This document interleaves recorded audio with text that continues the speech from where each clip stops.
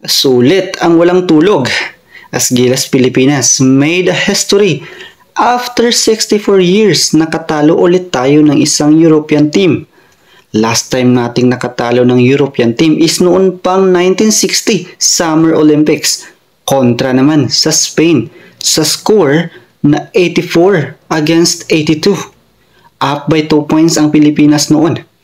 Sa ngayon, tinalo lang naman natin ang world rank number 6 na Latvia.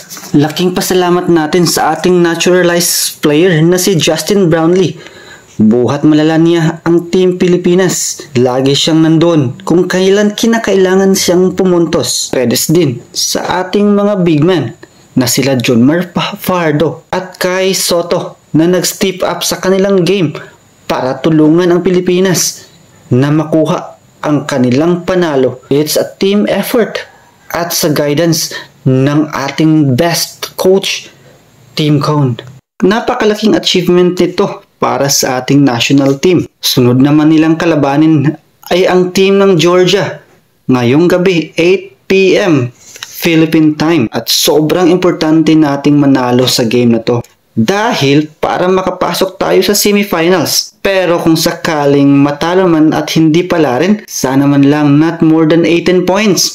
Dahil maging point system ang qualification sa semifinals ng tournament pag natalo tayo dito. Pero pag natalo tayo ng 19 points or more, ang Georgia ang makapasok. Habang ang Latvia sigurado na sa semifinals dahil natalo nila sa unang laro ang Georgia. Up by 28 points. Kaya suportahan natin ang ating national team sa kanilang kampanya para sa last 4 slots sa Paris Olympics. Laban Pilipinas, puso!